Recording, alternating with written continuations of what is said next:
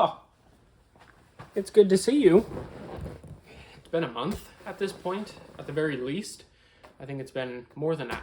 Actually, it's probably been closer to a month and a half since I've had a chance to sit down with you. But it's good to see you. I've been gone for so long because my wife and I, we welcomed our third child in, the last 3 weeks or something like that. Yeah, it's been almost 4 weeks at this point, I guess, actually. And I took some time off of work. I had some paid time off that I was saving for this so I could be at home and help my wife and play with the boys and just kind of keep the house running and just be able to spend some time with the new baby. So we've enjoyed that. I took some time off there, and this week I'm trying to get back into my regular flow of things. I normally wake up at 4 a.m. to get up and kind of get the day going before I have to go into work. I go into work fairly early. And I'm getting back into that, getting back into my regular exercise regimen, back into my regular diet. I am not ashamed to say that I, while home, enjoyed a good amount of wine and beer and pastries and things that I normally wouldn't eat, and it was all really good fun. So it was nice to be home, but it's been nice this week on the other side to kind of get back to our regular ebb and flow. I'm sure my wife still feels like she's just trying to survive a little bit. So, but that's why I've been gone. So I'm excited to, among other things, get back into our regular meetings. I had often kind of thought and just never really had a chance to step away so we could talk. But now that we're back to things, I'm trying to wrap my mind back around what I had in mind for this evening. And I know we're not standing at the poetry shelf like we normally do, where we can see all of my books of poetry. Again, I'm easing slowly back into my regular schedule, so you'll forgive me for sitting in the chair on a poetry shelf night. But one of the things that I had read, and I don't know how this ties into the poem that I have selected here. Perhaps this is just an interesting thing, and perhaps they're completely unrelated. But one of the things that I read while I was out, I had been reading Hilaire Belloc's The Path to Rome. It's kind of this interesting, it's written as a conversation between the author and the reader, and the reader has dialogue within the text. And the rest of the author's work is written, it's almost written like a diary. The author, or he calls the author and the reader the auctor and the lector. The author writes like he's describing what's going on, or really like he's talking to the reader. What he sees, where he's going on a pilgrimage from France, and he's walking to Rome. He starts out, if you haven't read it, it's really very good. His descriptions of the landscapes and the people he meets, and as he goes through different, not even different countries, but through different regions, even within the same country, or on the border between two countries, just the culture is so much different between, each of those peoples. And it's just really fascinating how he interacts with all of them, and he has these really hilarious tangents. He constantly is getting distracted, and sometimes in the book, the lector, the reader, says, "Hey, hold on, what are you talking about? Why are you going off on this tangent?" And the author says, "Well, just bear with me. I'm making a point." And he makes this really interesting point, but in the most circuitous manner. One of the things he mentions that I thought was, he's a little bit like Chesterton in this way, that he says the most obvious thing in the most interesting way possible. So if I can find this, I'll just read some of this to you.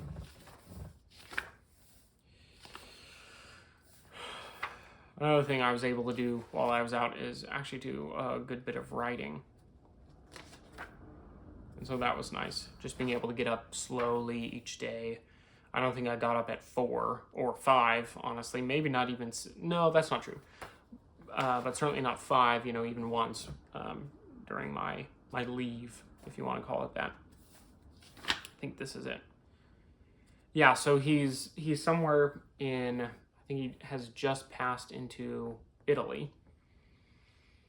And he's talking about the buildings he's seeing, and throughout he'll draw pictures of the architecture or the landscape that he sees, or he'll draw a map of, okay, I had to take this valley, but I had to get out this certain way.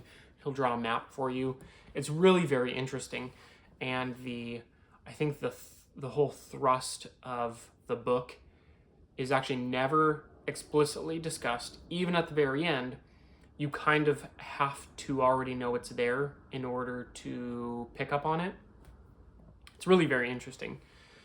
But this section he calls the praise of windows. He's, again, looking at particular architecture and marveling at the shape of the architecture, that they're not these little squat, square windows like most of us have, but they're these really elegant, human-shaped, arched windows.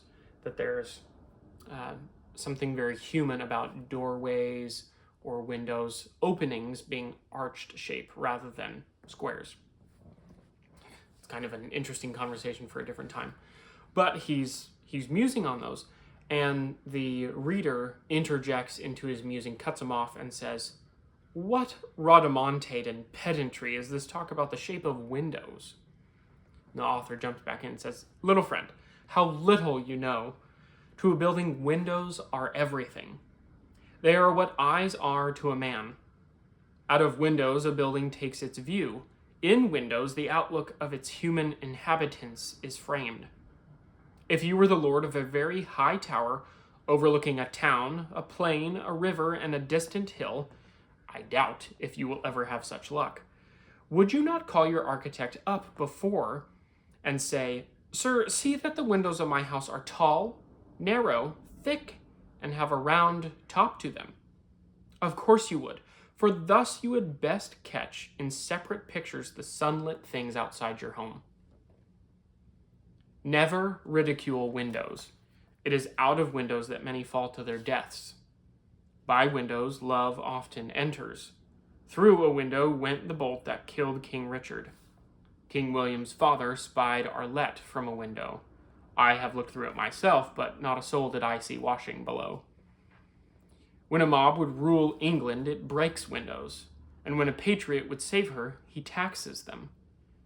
Out of windows we walk onto lawns in summer and meet men and women, and in winter windows are drums for the splendid music of storms that make us feel so masterly round our fires. The windows of the great cathedrals are all their meaning. But for windows, we should have to go out of doors to see daylight. After the sun which they serve, I know of nothing so beneficent as windows." And I wrote down several sections. I had to instead of just writing out the text of them, because normally I'll, write it out if it's a particularly interesting excerpt. But I had to write down and, number, okay, I thought these 5 sections were just hilarious or interesting. Again, it's the most interesting thing in the world, Of course, none of us would ever live in a house without windows. But how many of us could describe, well, why would you not live without windows? If, what's the big deal? Just walk outside, get some fresh air. What's the big deal? And he perfectly encapsulates it. First, windows are human, that they allow the outside to come in, to impinge upon you while you're in comfort. And it allows you to impinge upon the outdoors while you're in comfort. And the fact that our fathers and grandfathers and grandmothers and all that have had windows and looked out windows, and just the things that have happened through and about and in windows, I think is just fascinating. Again, it's the most obvious thing, that windows are very important, said in the most interesting way. I know. Actually, I wasn't planning on that's funny. I wasn't planning on reading that to you. I was planning on reading something by G.K. Chesterton to you. And G.K. Chesterton and Hilaire Belloc, in my mind, because I've read so little Belloc, to me, they write so similarly, or what I've read of them, and so I get them confused in my mind. So what I actually intended to read you, let me see if I can find this now.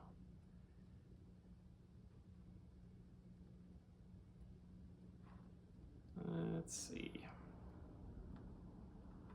I might not be able to find it, and that would be horribly sad. Blah, blah, blah. I'll have to look at the table of contents. This is an excerpt I'll read from this subscription. I've mentioned this a couple times before, but Hearth and Field, which again I still highly, highly recommend. Where is this? On kids, coins. Boy, they really don't want me to find this, do they? It's an essay, a pretty short one, right there, 103. It's a pretty short essay written by G.K. Chesterton. And I fortuitously had just picked this up one morning while I was on leave. And this essay is called A Defense of Baby Worship. So I'll read some of this to you.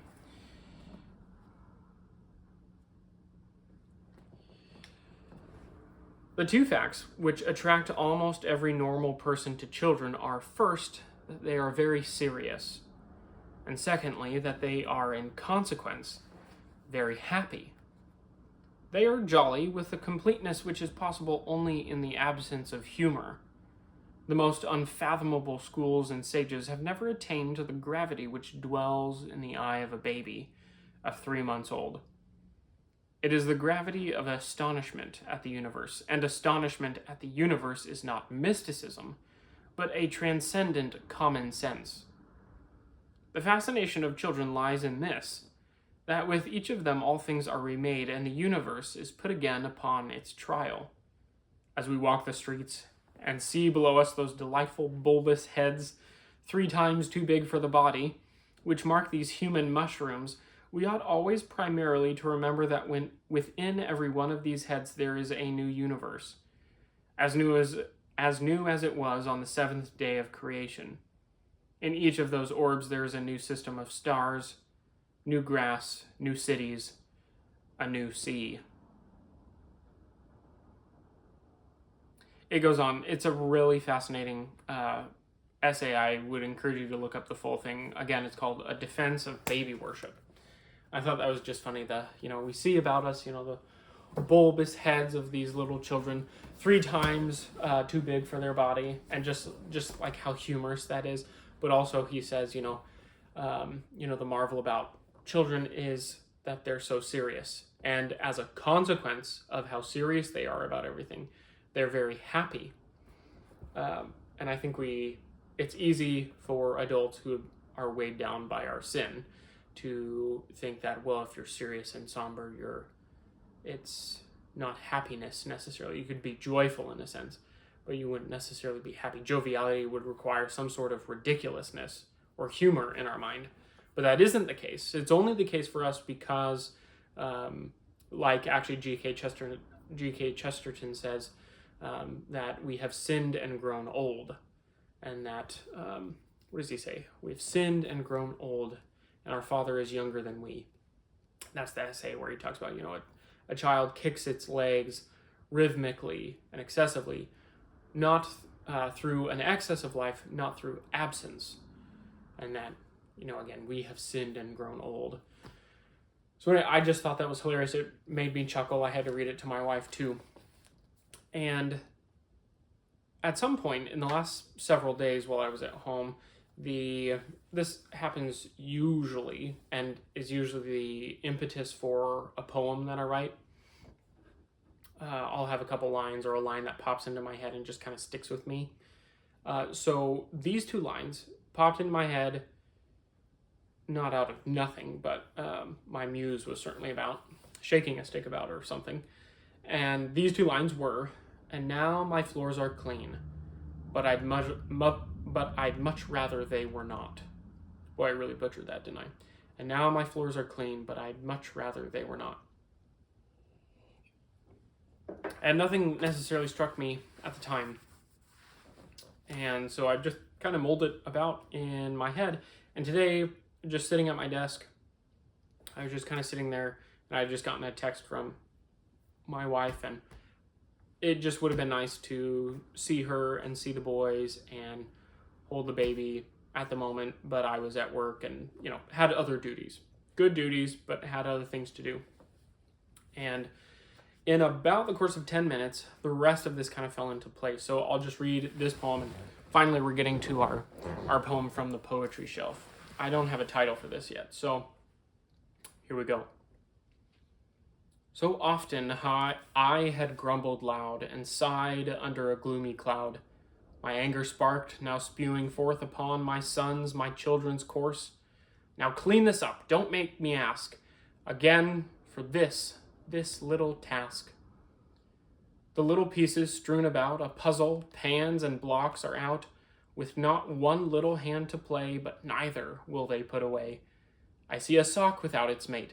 Is it left from one's undressing late? And after every meal the floor is left as if they ate no more, but dumped and poured their drink and food on purpose, just to be quite rude. But they didn't mean to be that way. Everything they did was just to play. To laugh and shriek and push and throw are just the things that help them grow. But Alex now is back afoot. I, 'neath this desk, am back at work, and now my floors are clean of aught. But I'd much rather they were not. So of course in the moment, this happened every mealtime when I was home. It did not matter what they were eating, but it just like about 50% would end up on the floor, it felt like. And so it was just a source of frustration while I was doing it. But then today, just sitting at my desk like, boy, what I wouldn't give to clean a floor, clean off gross old food scraps off the floor, just to be at home with my kids and wife. All that to say, I tried to keep it a little bit lighter. Like it's funny. Children they're humorous in just how serious they are about everything. And even when they're ridiculous, they're serious about their play. So anyway, I hope you like that. It's good to see you again.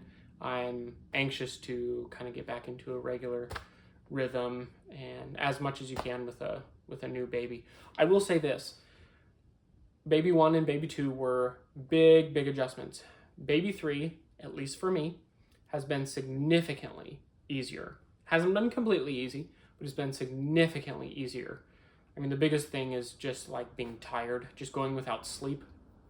And at this point, I don't know the last time I slept for 8 hours a night. Like that just doesn't happen for someone with kids, and so you're just kind of used to it at some point. And apparently that point is kind of sort of now, because this transition has been much easier. So if you're thinking about having another kid, you should just do it. Just have another kid.